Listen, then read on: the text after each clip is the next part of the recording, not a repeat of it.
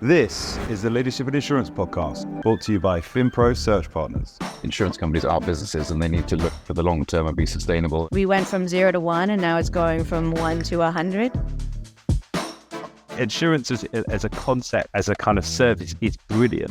The execution is what we're looking at now. I think the companies that are going to succeed are the ones that are going to understand and master the art of intent. When we talk about innovation, we lean too heavily to think about technology and we don't think about creating a culture of innovation. I think innovation is essentially continuous improvement of existing processes and platforms and product. Right? It's got to be easy. It's got to be seamless.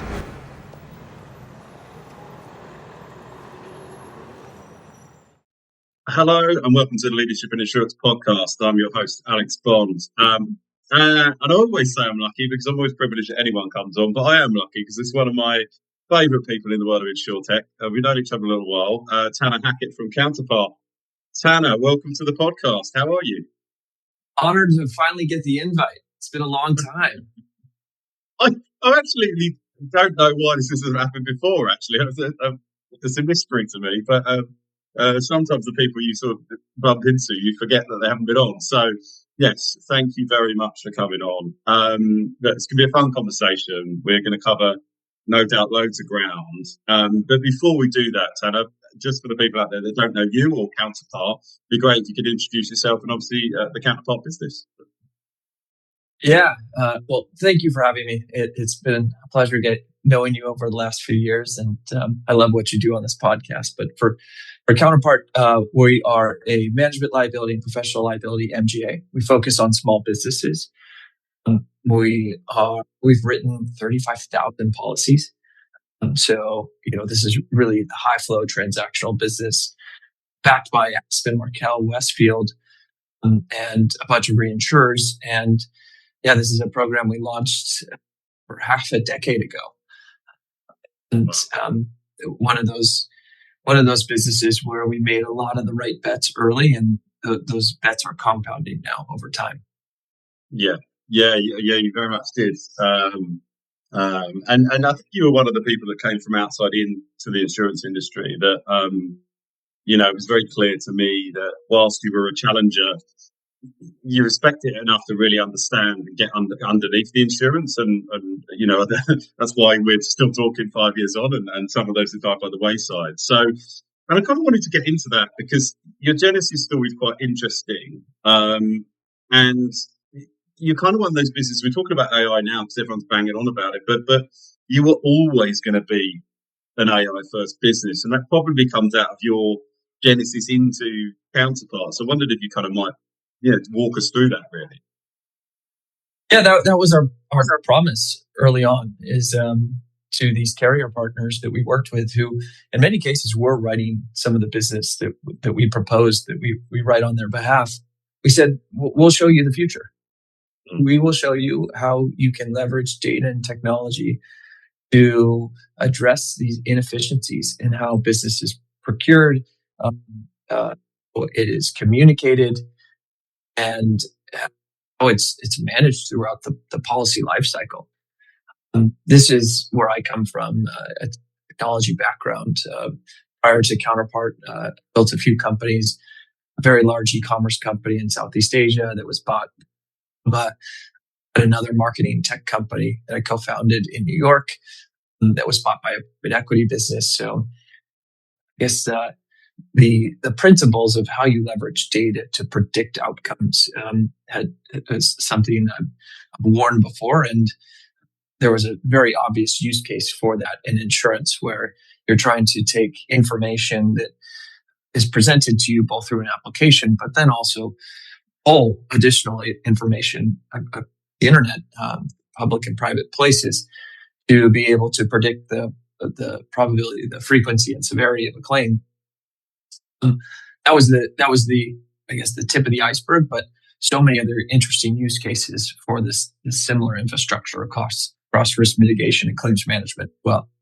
Mm-hmm. Are you surprised that the evolution is still so slow? Because I reflect on this boring about on this podcast, but I still get my policy from a very well-known broker. It's still underwritten by a very well-known carrier. And they still send me a PDF that I cannot alter, that I have to print off, fill out, and send back with a wet signature, which feels like table stakes. And they still ask me for my company number, my VAT number. And I'm like, surely you could just pull that now. And I think 5 years ago, I might have had some empathy. But now, as a small business owner, I just staggered that we're not there at table stakes. Or are you just not surprised from what you see? Institutional inertia is very real. I'll say that. Yeah. I understand why we're here. Mm-hmm. I think there's a lot of very smart and talented folks that want to see this evolution occur in the industry. But there hasn't been the urgency to help it move it forward. And I think that's one of the promises of Counterpart is that we have the backing of some very large venture capital private equity firms, which I should mention this week announced that we raised another $50 million. So our total funding of $106 million. These funds have been applied to these bets that a large insurance carrier may want to make.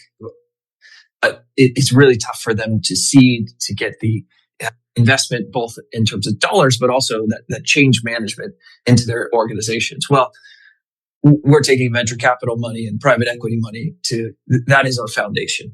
It is deploying this capital to more progressive systems, infrastructure, individuals that want to drive impact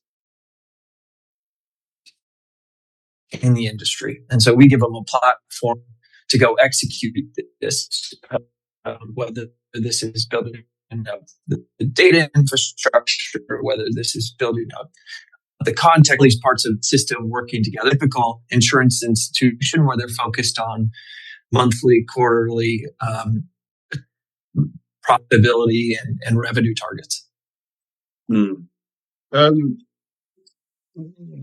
was thinking about AI. I was talking to you, and what I love about talking to you, Tanner, always is that you always have a kind of very forward-thinking, forward-aware, and just outside of your industry, outside of insurance, just kind of looking at, systems thinking is a conversation that you and I had to understand what that meant the first time we spoke. You were like, I only employ system thinkers, and once I got on board with that, I really understood, really what you meant in terms of building the right company from the ground up. We touched on AI when you and I were talking a couple of weeks back, and it's an existential threat that AI poses to traditional insurance companies that don't transform. And I wanted to get your gauge really on how urgent you think that threat is, and years or decades, and maybe what you're seeing on the ground that others might be missing. Yeah, as somebody that's been beating the drum for 5+ years, I finally feel like there's this collective consciousness in insurance that this is very real. It's no longer, I'm the outlandish one that's trying to fearmonger. It's like, okay, people are starting to see what I see. And so I know that there's meetings happening at the boardroom level consistently around what it means to be AI for organizationally, how they need to evolve, investments they need to make. But I still think it is pretty superficial. I think that what I'm seeing is a lot of pilots. I'm seeing, investments in technology, but that's not what it's going to take to cross this chasm. I can't unsee what I've seen. Yeah. And that world looks very, very different from what we're doing today. And the genie's out of the bottle. It's not going back in. You can't bury your head in the sand. If you do, you risk obsolescence. So assuming we're in that paradigm, the only path is forward. And that means a total embrace of this tool, a recognition of its potential, also a recognition of its risks. And to be able to communicate that to the entire organization, because it will change the nature of jobs. It will change roles. It will change infrastructure. The sooner you can do that, the better off the company is, and the better off everybody employed by the company is, because then you give them a benchmark as to what their roles could look like in the future. And it's not easy. It's not easy. You got to have tough conversations, because what people are hired for may not be what they do in a year or two from now. It is not letting people go, but it is retraining skills around these human-to-human interactions to human-to-agent interactions. So, but in order to get there, of course, you need the infrastructure as well. So you need to make the investments in the tools and the systems where people can get leverage from this incredible new technology. We're seeing this in real time. We are seeing claims managers building out tools where they can expedite their responses on claims, help with understanding what's a covered claim. This is something that would consume a extraordinary amount of time, and we're having individual claim managers, not technical product managers, not engineers, not heads of claims, but individual claims managers build these agents themselves. Underwriters, same thing. We have underwriters that are producing mechanisms for them to evaluate quotes. So that it's not producing quotes. They're not automating the quote process, but they're looking at what's in my queue and how do I synthesize these accounts to respond faster, really focus on the target areas of the exposures that I need to, that a human with their intuition needs to evaluate. A model may not understand the complexity, the nuance of this exposure. So I think that's directionally where the industry is going to go. We're there, where it's empowering the people in the field with the knowledge, not your technologist in an office somewhere, but it's the people making the decisions with the insurance expertise that are given the frameworks for them to apply their skills and I guess doing so through agents. Yeah, I think that's the interesting evolution or revolution, really, probably that we're seeing is that you've now got ground up development of kind of processes and agents and effectively technology. Because the newest person in my business built a tool for us to do better recruitment and more customer care, customer success. And he built it yesterday in about an hour, and all it needed was a bit of a tweaking from me. And he was like, "I've built this. What do you think?" And I'm like, "It's amazing. Let's roll it out. Let's just do it. We can deploy Precisely tomorrow." right. So, yeah, Precisely which is fascinating. But I do think there's two problems with that, and one of them I was going to ask you about. But firstly, I think you're right. Hard conversations, but also the investment that going into technology needs to almost be matched by an investment in training and development. Like they're going to go hand in hand, because you're right. You could, but it's not going to be right. These people don't have value, but their role might change. So we need to be cognizant of that. And then effectively it's about the structure that you put in. And you made a comment to me about how insurance companies probably need a much flatter organizational structure to effectively embrace AI. What does that look like in practice, and why do you think they're getting it wrong? There's a great piece by Jack Dorsey, who's the CEO of Block, famously the former CEO of Twitter. Yep. And he writes about how we created this hierarchy model in businesses. And it was largely for the dissemination of knowledge. Because if you're playing that game of telephone, the fidelity of the signal weakens the more reports you have. You're just not able to spend the same amount of time. And so you create these nodes of managers that are able to take the knowledge, synthesize it, and then send it to the next level. And so, you can effectively manage in that world 8, 10, 12 people. Well, that gets flipped on its head with AI. And all of a sudden, that context, the richness that a manager has, can be accessible to anybody in the organization. Now you have to make that investment. You have to make that investment in context. You have to understand what what is that taxonomy of information that's permissioned at what level. But all of a sudden, when you give it to them, and with the assumption that these are really talented people and they want to drive impact, they can make decisions so much faster. They don't need to then run this up to the manager and say, is this okay? Is this okay? They'll have all the information available to them and the skills to go execute on that strategy. So the manager role of sharing information and then kind of a cover your ass of approval is just not necessary in the future world. Now, I don't think I don't fully agree with everything he said. I think there is complexity. There needs to be people management and people development and upskilling. So it's not a perfect world where it's flat, but I would challenge the standard architecture of an organization, which is built upon managed layers and layers and layers of middle management that does not need to exist if you are a fully AI native business. Yeah, I agree. And I've talked about this a lot about creative management. I think that's I think now we're moving into a world of, my world's talent, my world's recruitment, and the feedback I've been giving clients again, what do we need to adapt for? I was like, people's technical previous experience, like their knowledge, is going to become less important in certain roles, and actually their sort of core fundamental entrepreneurism, adoption for change, communication become increasingly leveraged because you have tools that can leverage the technical knowledge. And that's not disbanding it, because we're basically saying we still need kind of experts in this world. But it's going to change particularly how you lead people, because your willingness to lead people through change and encourage them to embrace change is going to become over-indexed in this world.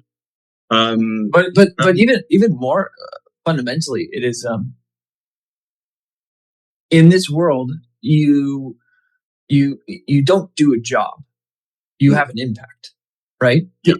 And people don't, especially the talent that I've seen and that we work with, they're not coming here just to collect a paycheck. They want to use their skills, this knowledge, this incredible asset that they have to influence outcomes.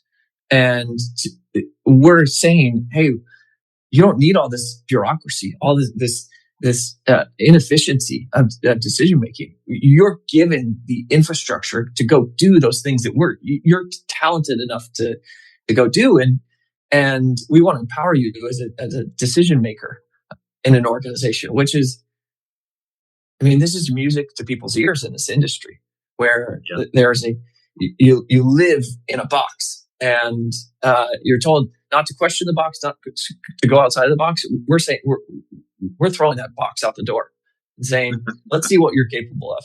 Let's see if you're given more and more information, what can you do? How can you drive impact? Because I love your example of your team member that just picked up a tool and started building.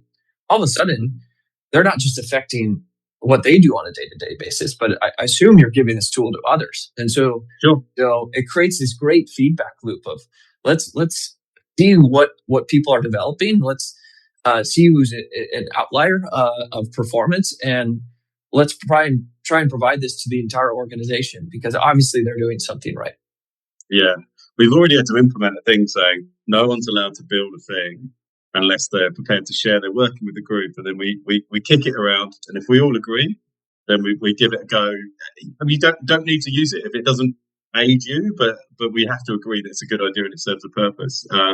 So because we don't want anyone hiding their probably their USP a little bit, but also it's a bit of a safety check in a small business to check that we all think it's a good idea. I think that's such an important point that I've seen in this organization, in insurance in particular, in previous industries as well, but knowledge hoarding, and it's almost like protectionism of responsibilities. That is out the door. There's none of that here. We are an entirely transparent organization. I think that's beautiful. You implemented it in the company, because it creates a really tight feedback loop as to what's working and what isn't working. People don't need to make the same mistakes that other people made. And they can also benefit from the good decisions that were made in other parts of the company. Yeah, I agree. And just actually a real world example, I was asked by a very traditional carrier to come in help them have an AI, bring in a team that would look at AI for them. So they were there on a project basis. And they went around talking to different parts, like whether it be finance, whether it be underwriting, whether it be claims. And they basically discovered there was about 7 different AI-driven projects that were all existing, kind of tackling some of the same issues, but nobody knew. So, I mean, it's absolute proof in the pudding. I wanted to talk to you about claims because you highlighted some interesting things that you've discovered at Counterpart. And it was really around claims data, rising severity. You highlighted that you're seeing claims severity and frequency as a kind of major theme that's kind of coming across insurance, and then AI is either contributing or solving it, or maybe both. But I thought that was a really interesting observation, so just wanted to unpick that with you. Yeah, I don't know if it's a major surprise, but businesses are being squeezed more than ever. I think there was a report by the EEOC of like 270,000 EEOC notices last year, increases in how much they're claiming as well. I think it was like a 60 year or 65 year high of what they've been claiming. And I think it just speaks to the pressure that these businesses are already under, and what they've gone through from inflation, supply constraints, employer-employee relationships, regulation, with COVID, in this century as well. So, look, none of that's surprising. I think that the really tough pill to swallow is going to be, what do they do about AI? Because similar to you and us at Counterpart, they're going to have to figure out how they want to embrace this, how they want to embed it in their companies. And unlike these big institutions that might have the budget to go hire AI consultants, they're going to have to go with their own. They're going to have to test this. The business owner is going to digest the implications for their operations, for their distribution, for how they employ people as well. We're seeing some claims around recruiting practices, which I'm sure you've seen in the news. So this paradigm all of a sudden is, if you don't, you're obviously screwed. Like, somebody's going to outcompete you in the near future. It's not going to happen today, but it will happen gradually, then suddenly. And if you do that, you're inviting new risks on top of exposures that are multiplying the exposures that you already face. So I think that's where insurance has a really interesting opportunity to play a role in not only protecting these businesses and providing the coverage, but also this education around what are the practical applications that are safe for businesses. What are the things they need to think about from an exposure base as they embed this further in their organizations? And unfortunately, I'm just not seeing the same response from insurance. I think there was a recent article in The Information about a lot of carriers that are running towards the exit and trying to modify their policies to exclude AI. That's definitely not the right answer, to just outright exclude it. I think there's a big opportunity for someone to own this space, be the partner to businesses, and it only comes through living that experience. Because, like I said, I can't unsee what I've seen in this space, and I hope to be able to be a beacon for what this means for the insurance industry and small businesses more broadly. Yeah, that takes us on to a sort of important point, and about your business. You very recently announced you brought in a financial institutions lead for the team, so expanding the products and product coverage. Is that a result of the kind of this evolving landscape? You set out with a quite strict set of insurance and products. Is that an evolution of what we're able to do now? So you're able to go into new markets because you could probably outcompete with existing coverage, or was that always part of the plan? I would love to say that this was always part of the plan. Luck has a lot to do with being an entrepreneur. Yep. We've given ourselves opportunities, put it that way. Yeah. We've Yeah. executed the way we said we would with our carrier partners and with our investors, where they keep on giving us more rope to go build. And these new product expansions are a function of finding success with management liability and miscellaneous professional and architects and engineers and then allied health. So we're building a broader range of experience while also building the ability to launch new products. So it's almost like building the machine that builds the machine. So we're able to launch new products in a very methodical way where it's the diff between the next product is slightly less than the one before, because we have the right infrastructure and the right people, and we just know what to plug in when an opportunity presents itself. So more recently, we hired a head of lawyers professional liability. We hired a head of financial institutions, because we think we can go from launching one product a quarter to maybe a product every other month now. Yeah. Awesome, and it's great to see people grow that in the industry, and it's been consistently a good news story for me. And when I'm sitting there going, "Am I in the right market? I love this market," but the ups and downs of investment. It's great to see you doing so well. So congrats on the journey so far. We've got a couple of minutes left, Hannah. I just always want to give the floor to my guests to say what's coming up for you in the next kind of 12 to 24 months, like. What should we be expecting to see from Counterpart? We're at such an amazing stage in this business. The bets that we placed before, like I said, are compounding. Every submission we get in the door, and very thankful for our partnership with our distribution through the wholesale channel and our carrier partners. But that every application, the model gets richer, the response time gets sharper, and we're able to build something better for the next customer and the next partner that comes in the door. So, I'm so thankful for those folks that bet on us when it was just a dream, and I came in knocking on people's door and saying, "Hey, I think there's a better way of doing this." To now being able to say that, we've been able to contribute a meaningful amount of value to so many different stakeholders in this value chain, and constantly looking at new ways for us, expanding on the ways we do create value for them. Awesome. Tanner, this is a pleasure. I knew it'd be good fun, but I know you've got a hard stop. So I'll call it there, and I'll just thank you very much for being a guest on the Leadership in Insurance podcast. Yeah, we finally did it, buddy. We got there. Thanks, Tanner. All the best. Cheers.